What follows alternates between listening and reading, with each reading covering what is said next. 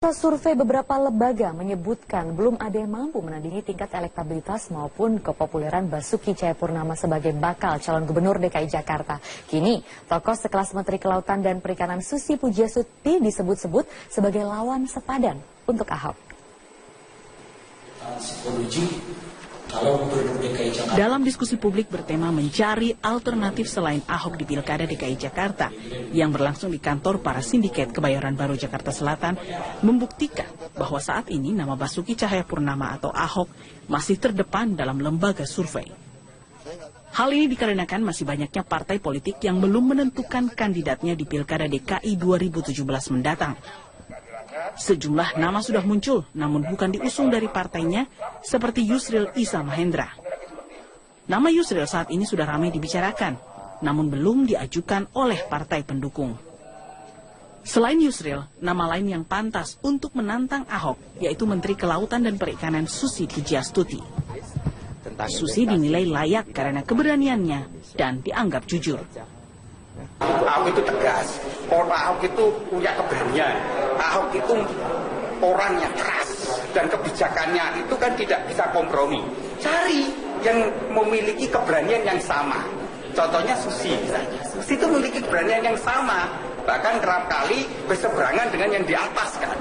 Nah, itulah akhirnya terjadi sebuah kompetisi. Lain sekarang ini justru partai-partai gagap karena partai-partai ini feodal dan partai tidak mampu membaca suatu perubahan zaman. Diskusi yang dihadiri sejumlah tokoh seperti Romo Beni Susetio dan Ray Rangkuti ini memperkirakan akan sulit bagi partai besar untuk menandingi Ahok jika dalam waktu dekat tidak menentukan calon kandidatnya. Dari Jakarta, Fahir Malfahim, Metro TV.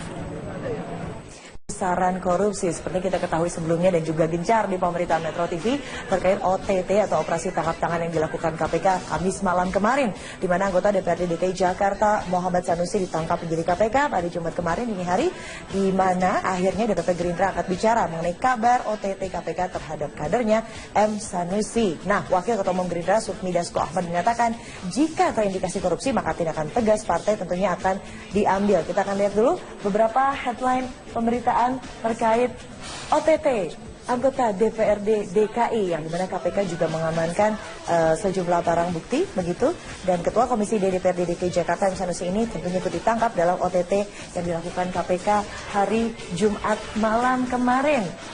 Dan kita lihat dulu juga respon dari para netizen. Iya, kita lihat respon dari para netizen. Vanessa C, ini si MS belum jadi nyalonin diri gubernur DKI, udah kena OTT KPK. Malu sama omongan keluar-keluar syariat Islam di Jakarta, tapi situ korupsi. Oke, terima kasih Vanessa. Lalu juga ada Rustam Ibrahim, Ahok tidak perlu kasih komentar apapun soal penangkapan anggota DPRD DKI Sanusi. Fokus kinerja dan elektabilitas akan semakin meningkat. Lalu kita akan lihat juga respon-respon lainnya dari para netizen dari @WJB. Menunggu respon dari M. Taufik katanya Sanusi soal penangkapan adiknya oleh KPK. Masih sok gagah apa enggak? Oh astaga, sok gagah sebutannya. Kantor kakak Sanusi M. Taufik DKI juga disegel KPK. Besar kemungkinan akan diumumkan sebagai tersangka juga hari ini. Kalau kita melihat tren yang selalu dilakukan KPK, kita mendengar mengenai Jumat Keramat. Nah, kita akan nantikan juga pengumuman resmi dari KPK. Namun sebelum itu, kita akan langsung bergabung dengan rekan Syaza Wisastro yang saat ini sedang berada di gedung KPK. Selamat siang, Syaza, bisa mendengar suara saya? Syaza Wisastro saat ini berada di gedung KPK untuk mengklarifikasi apakah sudah ada keterangan resmi yang dikeluarkan dari KPK terkait spesifik kasus apa yang melibatkan M. Sanusi. Syaza, silakan.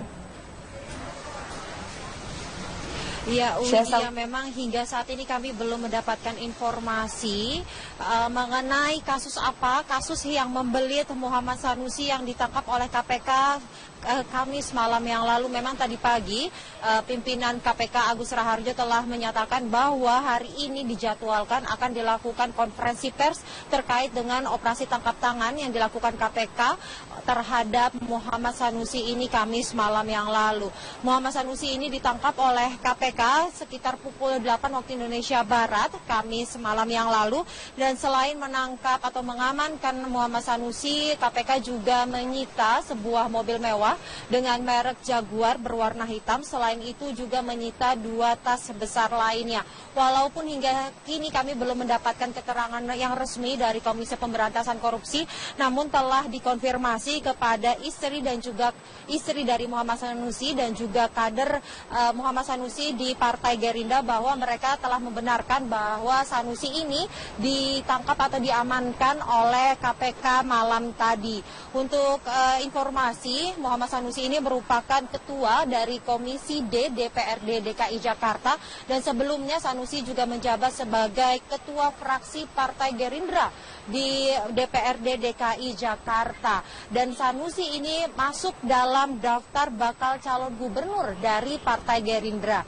Dan hingga saat ini informasi yang kami dapatkan bahwa Sanusi ini belum memberikan laporan harta kekayaannya kepada KPK yang harusnya Sanusi sudah memberikan laporan harta kekayaannya sejak dirinya menjabat sebagai Ketua Komisi DPRD DKI Jakarta. Dan hingga saat ini kami memang belum mengetahui kasus apa yang membelit Sanusi hingga ditangkap oleh KPK. Dan selain menangkap KPK, malam tadi juga KPK melakukan penyegelan di beberapa ruangan di DPRD, yaitu ruangan pimpinan Komisi D DPRD DKI Jakarta Muhammad Sanusi, ruangan Wakil Ketua Komisi D DPRD DKI Jakarta Muhammad Taufik.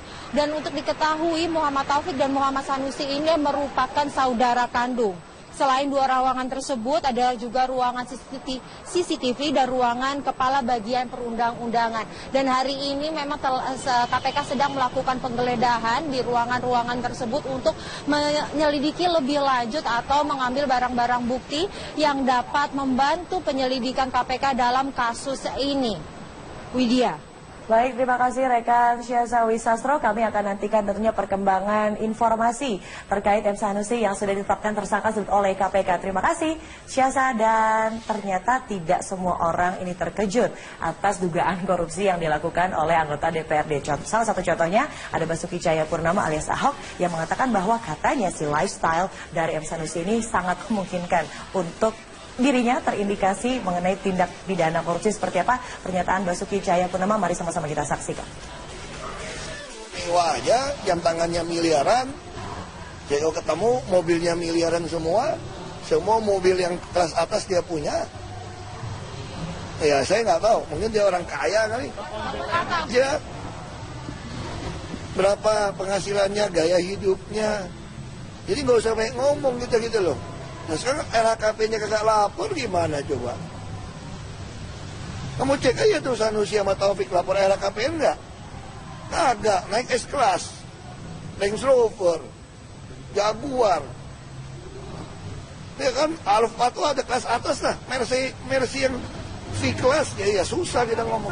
Lalu ada S-Class, lalu ada Jaguar, lalu jam tangan Felipe Massa Limited Edition yang katanya KW, tapi belum melaporkan LHKPN. Coba kita akan langsung konfirmasi dengan Lalola Ister, peneliti dari ICW. Selamat siang Lalola, bisa mendengar suara saya? Lalola Ister, kami akan mengkonfirmasi mengenai gaya hidup dari para pejabat yang terhormat. Lalola, kalau kita ingat beberapa bulan lalu kita membahas mengenai tabiat dari para anggota DPR yang hobi korupsi. Nah sekarang ada juga nih di pusaran DPRD. Lalola, nggak kapok ya teman-teman ini Lalola?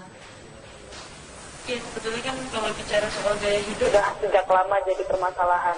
Artinya begini, kenapa kemudian KPK juga concern soal laporan LHKPN? Ini antara lain juga kan untuk cross check apakah memang pendapatan yang diperoleh secara resmi oleh anggota DPR maupun pejabat negara atau aparat penegak hukum itu sudah sesuai dengan profil pekerjaannya, gitu.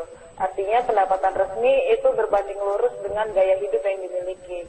Sehingga jika kemudian ada gaya hidup yang diduga melampaui kemampuan dari yang bersangkutan untuk memiliki gaya hidup tertentu, nah itu patut diduga bahwa ada pendapatan-pendapatan lain yang tidak dilaporkan kepada KPK lewat LHKPN-nya. Oke, Lalola, sorry dikonfirmasi gaya hidup tertentu itu seperti apa sih? Apakah sama dengan yang tadi disebutkan oleh Ahok, mengendarai kendaraan-kendaraan bermobil atau bermerek mewah begitu, mempunyai jam tangan dengan harga 5 miliar rupiah? Lalola, itu seperti apa? Ya, bisa dibilang seperti itu. Tapi paling tidak begini, yang paling jelas parameternya adalah yang bersangkutan punya gaya hidup melampaui pendapatannya yang sah. Gitu. Kalau misalnya pendapatannya yang sah sebulan hanya 10 juta, tapi dalam 1 bulan itu dia bisa punya pengeluaran lebih dari 10 juta, katakanlah 50 juta. Gitu. Nah, itu kan sudah tidak seimbang antara pendapatan dengan pengeluaran yang dilakukan. Profilnya itu tidak sesuai dengan pekerjaan atau jabatan atau bahkan pendapatan yang dimilikinya. Nah, jika itu sudah dilampaui, naik itu kita patut menduga bahwa ada pendapatan atau penghasilan lain yang patut diduga juga berasal dari sesuatu yang tidak sah atau dari hal yang tidak dilaporkan dalam LHKPN-nya. Nah, baik Lalola, ini juga mungkin yang menjadi salah satu alasan tidak segera untuk melapor ke LHKPN. Padahal kita ketahui ada 4 periode dalam jabatan tertentu seorang pejabat untuk wajib melaporkan LHKPN. Atau jangan-jangan sekarang kita sudah bisa mencari pola. Ini teman-teman yang bandel, yang susah untuk melaporkan LHKPN harusnya diperiksa saja. Begitu tuh seperti apa Lalola? Ya, memang ada kekurangan dalam peraturan perundang-undangan yang kita miliki sekarang. Undang-undang Tipikor itu tidak mengakomodasi apa yang disebut dengan norma illicit enrichment. Norma ini sebetulnya sudah kita sudah kita tanda tangani gitu ya. Artinya kita sudah sahkan dari Konvensi Internasional PBB soal anti korupsi. Tapi tidak ada peraturan turunan di level nasional. Apa sih kepentingannya norma illicit enrichment ini? Sebetulnya bisa menjerat orang-orang yang punya profil kekayaan di luar kewajaran, gitu ya. Di luar kewajaran ini seperti yang sudah saya sampaikan tadi, bahwa ada profil pendapatan yang tidak sesuai dengan profil pengeluaran atau gaya hidupnya, gitu. Nah, memang ada kesulitan karena kita tidak punya pasal yang mengatur soal norma ini, sehingga kita tidak bisa serta-merta memeriksa orang-orang yang tanda kutip punya kekayaan melampaui kemampuannya, gitu. Baik, tapi ini Lalola juga ini mengutip suara dari para netizen. Ini kan bukan kali pertama seorang pejabat terkait kasus korupsi banyak sekali. Kalau kita melihat ini kasus korupsi anggota DPRD, kami memiliki informasinya mengenai korupsi Bank Pesantren, dan ada juga kasus korupsi Perdin, kasus korupsi Bansos, kasus suap LKP. Gimana Mbak Widya, Mas? Seperti tidak ada jeraknya begitu, padahal sudah ada ini beberapa kasus korupsi anggota DPRD juga sudah kami kumpulkan, seperti tidak ada seperti tidak ada efek jera bagi mereka, pada ada konsekuensi hukum yang menunggu, dan juga kita sekarang sedang gencar-gencarnya untuk melawan yang namanya korupsi. Lalola, masih saja dilakukan. Ya, sebetulnya kalau bicara soal penjeraan ini ada banyak hal yang bisa berkelindan dan juga saling mempengaruhi. Yang pertama kita bicara soal vonis. Kita agak familiar juga bahwa beberapa waktu yang lalu ICW juga sudah melansir tren vonis di tahun 2015 itu angkanya tidak menyenangkan. Itu rata-ratanya hanya 2 tahun sekian bulan gitu. Itu satu. Kedua, kita juga bicara kalau misalnya bicara pemidanaan, masih banyak remisi atau pembebasan bersyarat yang diberikan dengan cukup mudah kepada terpidana kasus korupsi. Begitu juga baru-baru ini kita juga tentu familiar bahwa ada keistimewaan tertentu yang diterima oleh para terpidana kasus korupsi. Sebetulnya ada mekanisme yang bisa kita tempuh kalau misalnya mau bicara soal penjeraan. Yang pertama kita bicara soal pemiskinan, gitu. Nah, ini sebetulnya kita sudah punya rezim peraturan yang mendukung hal tersebut. Antara lain untuk undang-undang tindak pidana pencucian uang, gitu. Sebetulnya kita berharap bahwa bukan hanya KPK, tapi juga penegak hukum lain untuk menerapkan undang-undang Tipikor dan TPPU secara tandem, gitu. Karena memang patut diduga setiap tindak pidana korupsi itu pasti diikuti oleh tindak pidana pencucian uang. Gitu. Itu satu, soal pemiskinan. Karena kami khawatir kalau hanya pidana badan, ini kan kalau nanti para terpidana itu keluar dari lapas, mereka masih akan punya kekayaan yang bisa mereka jadikan tumpuan hidup, gitu. Pun ketika mereka tidak lagi menjabat jabatan tertentu baik di bidang publik maupun privat. Gitu. Nah, sebetulnya wacana soal pemiskinan ini sepatutnya sudah harus digarap dengan serius gitu ya, terutama oleh penegak hukum. Jadi ini Anda juga menganggap penegak hukum masih belum menunjukkan keseriusan dan juga komitmen untuk memberantas korupsi, begitu apalagi di kalangan para pejabat ya, Lalola? Ister, terima kasih peneliti ICW sudah bergabung dan juga memaparkan beberapa kasus yang ternyata membuat kita tercengang kembali mengenai kelakuan-kelakuan Dewan Rakyat yang terhormat. Terima kasih, Lalola, selamat kembali menjalani aktivitas Anda. Dan pemirsa Netizen News masih akan kembali dengan topik kedua mengenai pungli di Pemakaman DKI Jakarta. Benarkah sepertimu? Temukan jawabannya sesaat lagi, tetap bersama kami. Teman-teman. Sementara itu, Gubernur DKI Jakarta menganggap tidak aneh dengan tertangkapnya anggota DPRD DKI Jakarta M. Sanusi dalam operasi tangkap tangan KPK.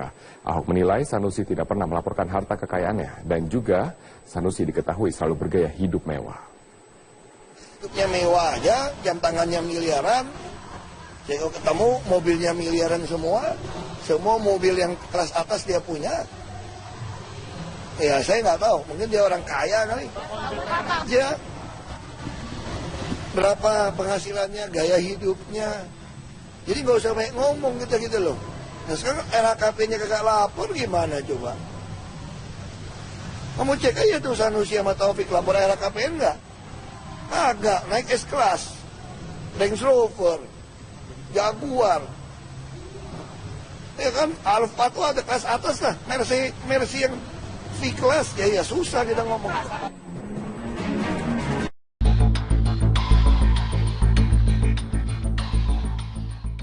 OTT yang terjadi terhadap anggota DPRD, yaitu Muhammad Sanusi yang tadi sudah juga diinformasikan oleh KPK. Kita lihat dulu seperti apa penetapannya. Kamis tanggal 31 Maret 2016, sekitar pukul 19.30, KPK telah melakukan OTT terhadap 2 orang, yaitu MSN, anggota DPRD DKI Jakarta periode 2014-2019, dan GER, swasta, pada sebuah pusat perbelanjaan di Jakarta Selatan setelah menerima uang dari TPT, swasta karyawan PT APL. Selain penangkapan 2 orang tersebut, turut diamankan TPT di kantornya di kawasan Jakarta Barat, dan BER. BER ini swasta, sekretaris direktur PT APL, sebagai perantara di rumahnya di daerah Rawamangun, Jakarta Timur. GER menjadi perantara untuk memberikan uang atau hadiah untuk penyelenggara negara yang mewakilinya terkait pembahasan Raperda tentang rencana zonasi wilayah pesisir dan pulau-pulau kecil Provinsi Jakarta tahun 2015-2035. Dan Raperda tentang rencana tata ruang kawasan strategis pantai Jakarta Utara. KPK telah menetapkan 3 orang sebagai tersangka, yaitu 1. MSN sebagai penerima, yang kita tetapkan sebagai tersangka berikutnya adalah AWJ, Presiden Direktur PT APL. Survei beberapa lembaga menyebutkan belum ada yang mampu menandingi tingkat elektabilitas maupun kepopuleran Basuki Cahayapurnama sebagai bakal calon gubernur DKI Jakarta. Kini, tokoh sekelas Menteri Kelautan dan Perikanan Susi Pujiastuti disebut-sebut sebagai lawan sepadan untuk Ahok. Dalam diskusi publik bertema mencari alternatif selain Ahok di Pilkada DKI Jakarta yang berlangsung di kantor para sindiket Kebayoran Baru Jakarta Selatan membuktikan bahwa saat ini nama Basuki Cahayapurnama atau Ahok masih terdepan dalam lembaga survei. Hal ini dikarenakan masih banyaknya partai politik yang belum menentukan kandidatnya di Pilkada DKI 2017 mendatang. Sejumlah nama sudah muncul, namun bukan diusung dari partainya, seperti Yusril Iza Mahendra. Nama Yusril saat ini sudah ramai dibicarakan, namun belum diajukan oleh partai pendukung. Selain Yusril, nama lain yang pantas untuk menantang Ahok, yaitu Menteri Kelautan dan Perikanan Susi Pujiastuti. Susi dinilai layak karena keberaniannya dan dianggap jujur. Ahok itu tegas, Ahok itu punya keberanian, Ahok itu orangnya keras dan kebijakannya itu kan tidak bisa kompromi. Cari yang memiliki keberanian yang sama. Contohnya Susi misalnya. Susi itu memiliki keberanian yang sama, bahkan kerap kali berseberangan dengan yang di atas kan. Lah itulah akhirnya terjadi sebuah kompetisi. Lain sekarang ini justru partai-partai gagap karena partai-partai ini feodal dan partai tidak mampu membaca suatu perubahan zaman. Diskusi yang dihadiri sejumlah tokoh seperti Romo Beni Susetio dan Ray Rangkuti ini memperkirakan akan sulit bagi partai besar untuk menandingi Ahok jika dalam waktu dekat tidak menentukan calon kandidatnya. Dari Jakarta, Fahir Malfahim, Metro TV.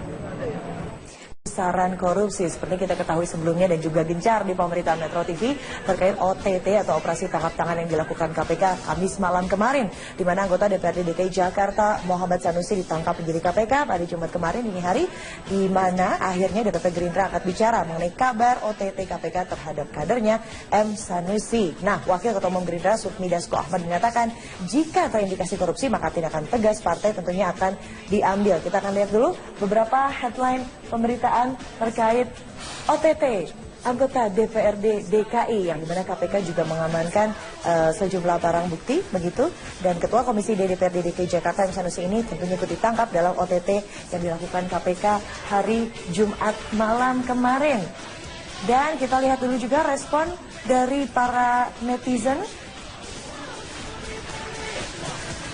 Iya, kita lihat respon dari para netizen. Vanessa sih, ini si MS belum jadi nyalonin diri gubernur DKI, udah kena OTT KPK. Malu sama omongan keluar-keluar syariat Islam di Jakarta, tapi situ korupsi. Oke, terima kasih Vanessa. Lalu juga ada Rustam Ibrahim. Ahok tidak perlu kasih komentar apapun soal penangkapan anggota DPRD DKI Sanusi. Fokus kinerja dan elektabilitas akan semakin meningkat. Lalu kita akan lihat juga respon-respon lainnya dari para netizen dari @WJB. Menunggu respon dari M. Taufik katanya Sanusi soal penangkapan adiknya oleh KPK. Masih sok gagah apa enggak? Oh astaga, sok gagah sebutannya. Kantor kakak Sanusi M. Taufik DKI juga disegel KPK. Besar kemungkinan akan diumumkan sebagai tersangka juga hari ini. Kalau kita melihat tren yang selalu dilakukan KPK, kita mendengar mengenai Jumat Keramat. Nah, kita akan nantikan juga pengumuman resmi dari KPK. Namun sebelum itu, kita akan langsung bergabung dengan rekan Syaza Wisastro yang saat ini sedang berada di gedung KPK. Selamat siang, Syaza. Bisa mendengar suara saya? Syaza Wisastro saat ini berada di gedung KPK untuk mengklarifikasi apakah sudah ada keterangan resmi yang dikeluarkan dari KPK terkait spesifik kasus apa yang melibatkan M. Sanusi. Syaza, silakan. Ya, memang hingga saat ini kami belum mendapatkan informasi mengenai kasus apa, kasus yang membelit Muhammad Sanusi yang ditangkap oleh KPK Kamis malam yang lalu. Memang tadi pagi pimpinan KPK Agus Raharjo telah menyatakan bahwa hari ini dijadwalkan akan dilakukan konferensi pers terkait dengan operasi tangkap tangan yang dilakukan KPK terhadap Muhammad Sanusi ini Kamis malam yang lalu. Muhammad Sanusi ini ditangkap oleh KPK sekitar pukul 8 waktu Indonesia Barat Kamis malam yang lalu, dan selain menangkap atau mengamankan Muhammad Sanusi, KPK juga menyita sebuah mobil mewah dengan merek Jaguar berwarna hitam. Selain itu juga menyita 2 tas besar lainnya. Walaupun hingga kini kami belum mendapatkan keterangan yang resmi dari Komisi Pemberantasan Korupsi, namun telah dikonfirmasi kepada istri dan juga istri dari Muhammad Sanusi dan juga kader Muhammad Sanusi di Partai Gerindra bahwa mereka telah membenarkan bahwa Sanusi ini ditangkap atau diamankan oleh KPK malam tadi. Untuk informasi, Muhammad Sanusi ini merupakan ketua dari Komisi D DPRD DKI Jakarta, dan sebelumnya Sanusi juga menjabat sebagai ketua fraksi Partai Gerindra di DPRD DKI Jakarta. Dan Sanusi ini masuk dalam daftar bakal calon gubernur dari Partai Gerindra. Dan hingga saat ini informasi yang kami dapatkan bahwa Sanusi ini belum memberikan laporan harta kekayaannya kepada KPK yang harusnya Sanusi sudah memberikan laporan harta kekayaannya sejak dirinya menjabat sebagai Ketua Komisi DPRD DKI Jakarta. Dan hingga saat ini kami memang belum mengetahui kasus apa yang membelit Sanusi hingga ditangkap oleh KPK yang dimiliki. Sehingga jika kemudian ada gaya hidup yang diduga melampaui kemampuan dari yang bersangkutan untuk memiliki gaya hidup tertentu, nah itu patut diduga bahwa ada pendapatan-pendapatan lain yang tidak dilaporkan kepada KPK lewat LHKPN-nya. Gitu. Oke, Lalola, sorry, dikonfirmasi gaya hidup tertentu itu seperti apa sih? Apakah sama dengan yang tadi disebutkan oleh Ahok, mengendarai kendaraan-kendaraan bermobil atau bermerek mewah begitu, mempunyai jam tangan dengan harga 5 miliar rupiah, Lalola, atau seperti apa? Ya, bisa dibilang seperti itu, tapi paling tidak begini, yang paling jelas parameternya adalah yang bersangkutan punya gaya hidup melampaui pendapatannya yang sah. Gitu. Kalau misalnya pendapatannya yang sah sebulan hanya 10 juta, tapi dalam 1 bulan itu dia bisa punya pengeluaran lebih dari 10 juta, katakanlah 50 juta. Gitu. Nah itu kan sudah tidak seimbang antara pendapatan dengan pengeluaran yang dilakukan. Profilnya itu tidak sesuai dengan pekerjaan atau jabatan atau bahkan pendapatan yang dimilikinya. Nah jika itu sudah dilampaui, nah itu kita patut menduga bahwa ada pendapatan atau penghasilan lain yang patut diduga juga berasal dari sesuatu yang tidak sah atau dari hal yang tidak dilaporkan dalam LHKPN-nya. Nah, baik, Lalola, ini juga mungkin yang menjadi salah satu alasan tidak segera untuk melapor ke LHKPN. Padahal kita ketahui ada 4 periode dalam jabatan tertentu seorang pejabat untuk wajib melaporkan LHKPN. Atau jangan-jangan sekarang kita sudah bisa mencari pola. Ini teman-teman yang bandel, yang susah untuk melaporkan LHKPN harusnya diperiksa saja, begitu atau seperti apa, Lalola? Ya, memang ada kekurangan dalam peraturan perundang-undangan yang kita miliki sekarang. Undang-undang Tipikor itu tidak mengakomodasi apa yang disebut dengan norma illicit enrichment. Norma ini sebetulnya sudah kita sudah kita tanda tangani gitu ya, artinya kita sudah sahkan dari Konvensi Internasional PBB soal anti korupsi. Tapi tidak ada peraturan turunan di level nasional. Apa sih kepentingannya norma illicit enrichment ini? Sebetulnya bisa menjerat orang-orang yang punya profil kekayaan di luar kewajaran, gitu ya. Di luar kewajaran ini seperti yang sudah saya sampaikan tadi, bahwa ada profil pendapatan yang tidak sesuai dengan profil pengeluaran atau gaya hidupnya, gitu. Nah, memang ada kesulitan karena kita tidak punya pasal yang mengatur soal norma ini, sehingga kita tidak bisa serta-merta memeriksa orang-orang yang tanda kutip punya kekayaan melampaui kemampuannya, gitu. Baik, tapi ini Lalola juga mengutip suara dari para netizen. Ini kan bukan kali pertama seorang pejabat terkait kasus korupsi, banyak sekali. Kalau kita melihat ini kasus korupsi anggota DPRD, kami memiliki informasinya mengenai korupsi bank pesantren, dan ada juga kasus korupsi Perdin, kasus korupsi Bansos, kasus suap LKP. Gimana Mbak Widya, Mas? Seperti tidak ada jeraknya begitu, padahal sudah ada ini beberapa kasus korupsi anggota DPRD juga. Dan selain menangkap KPK, malam tadi juga KPK melakukan penyegelan di beberapa ruangan di DPRD, yaitu ruangan pimpinan Komisi D DPRD DKI Jakarta Muhammad Sanusi, ruangan Wakil Ketua Komisi D DPRD DKI Jakarta Muhammad Taufik.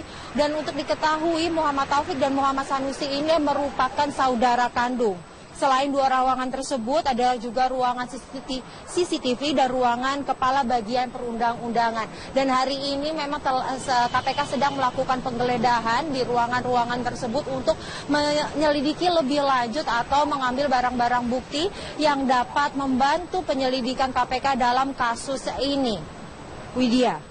Baik, terima kasih rekan Syaza Wisastro. Kami akan nantikan tentunya perkembangan informasi terkait M. Sanusi yang sudah ditetapkan tersangka oleh KPK. Terima kasih Syaza, dan ternyata tidak semua orang ini terkejut atas dugaan korupsi yang dilakukan oleh anggota DPRD. Salah satu contohnya ada Basuki Cahayapurnama alias Ahok yang mengatakan bahwa katanya si lifestyle dari M. Sanusi ini sangat memungkinkan untuk dirinya terindikasi mengenai tindak pidana korupsi. Seperti apa pernyataan Basuki Cahayapurnama? Mari sama-sama kita saksikan.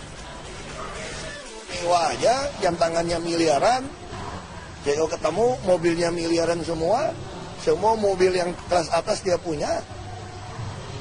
Ya saya nggak tahu, mungkin dia orang kaya kali. Ya, berapa penghasilannya, gaya hidupnya. Jadi nggak usah banyak ngomong gitu loh. Nah sekarang LHKP-nya kagak lapor, gimana coba? Kamu cek aja tuh Sanusi sama Taufik lapor LHKPN enggak? Kagak, naik S-Class, Range Rover, Jaguar. Ya kan, Alfa tuh ada kelas atas lah, Mercy yang V-Class, ya susah kita ngomong. Lalu ada S-Class, lalu ada Jaguar, lalu jam tangan Felipe Massa limited edition yang katanya KW tapi belum melaporkan LHKPN. Coba kita akan langsung konfirmasi dengan Lalola Ister, peneliti dari ICW. Selamat siang Lalola, bisa mendengar suara saya? Lalola Ister, kami akan mengkonfirmasi mengenai gaya hidup dari para pejabat yang terhormat. Lalola, kalau kita ingat beberapa bulan lalu kita membahas mengenai tabiat dari para anggota DPR yang hobi korupsi. Nah sekarang ada juga nih di pusaran DPRD. Lalola, nggak kapok ya teman-teman ini Lalola? Ya sebetulnya kan kalau bicara soal gaya hidup sudah sejak lama jadi permasalahan. Artinya begini, kenapa kemudian KPK juga concern soal laporan LHKPN? Ini antara lain juga kan untuk cross check apakah memang pendapatan yang diperoleh secara resmi oleh anggota DPR maupun pejabat negara atau aparat penegak hukum itu sudah sesuai dengan profil pekerjaannya, gitu. Artinya pendapatan resmi itu berbanding lurus dengan gaya hidup. Sudah kami kumpulkan, seperti tidak ada apa ya, seperti tidak ada efek jera bagi mereka pada ada konsekuensi hukum yang menunggu, dan juga kita sekarang sedang gencar-gencarnya untuk melawan yang namanya korupsi. Lalola, masih saja dilakukan. Ya, sebetulnya kalau bicara soal penjeraan ini ada banyak hal yang bisa berkelindan dan juga saling mempengaruhi. Yang pertama kita bicara soal vonis. Kita agak familiar juga bahwa beberapa waktu yang lalu ICW juga sudah melansir tren vonis di tahun 2015 itu angkanya tidak menyenangkan. Itu rata-ratanya hanya 2 tahun sekian bulan gitu. Itu satu. Kedua, kita juga bicara kalau misalnya bicara pemidanaan, masih banyak remisi atau pembebasan bersyarat yang diberikan dengan cukup mudah kepada terpidana kasus korupsi. Begitu juga baru-baru ini kita juga tentu familiar bahwa ada keistimewaan tertentu yang diterima oleh para terpidana kasus korupsi. Sebetulnya ada mekanisme yang bisa kita tempuh kalau misalnya mau bicara soal penjeraan. Yang pertama kita bicara soal pemiskinan, gitu. Nah ini sebetulnya kita sudah punya rezim peraturan yang mendukung hal tersebut. Antara lain untuk undang-undang tindak pidana pencucian uang, gitu. Sebetulnya kita berharap bahwa bukan hanya KPK, tapi juga penegak hukum lain untuk menerapkan Undang-Undang Tipikor dan TPPU secara tandem gitu. Karena memang patut diduga setiap tindak pidana korupsi itu pasti diikuti oleh tindak pidana pencucian uang. Gitu. Itu satu soal pemiskinan. Karena kami khawatir kalau hanya pidana badan, ini kan kalau nanti para terpidana itu keluar dari lapas, mereka masih akan punya kekayaan yang bisa mereka jadikan tumpuan hidup gitu pun ketika mereka tidak lagi menjabat jabatan tertentu baik di bidang publik maupun privat gitu. Nah sebetulnya wacana soal kemiskinan ini sepatutnya sudah harus digarap dengan serius gitu ya, terutama oleh penegak hukum. Jadi ini Anda juga menganggap penegak hukum masih belum menunjukkan keseriusan dan juga komitmen untuk memberantas korupsi, begitu apalagi di kalangan para pejabat ya. Lalola Ister, terima kasih peneliti ICW sudah bergabung dan juga memaparkan beberapa kasus yang ternyata membuat kita tercengang kembali mengenai kelakuan-kelakuan Dewan Rakyat yang terhormat. Terima kasih Lalola, selamat kembali menjalani aktivitas Anda. Dan pemirsa Netizen News masih akan kembali dengan topik kedua mengenai pungli di pemakaman DKI Jakarta. Benarkah sepertimu? Temukan jawabannya sesaat lagi, tetaplah bersama kami. Teman-teman.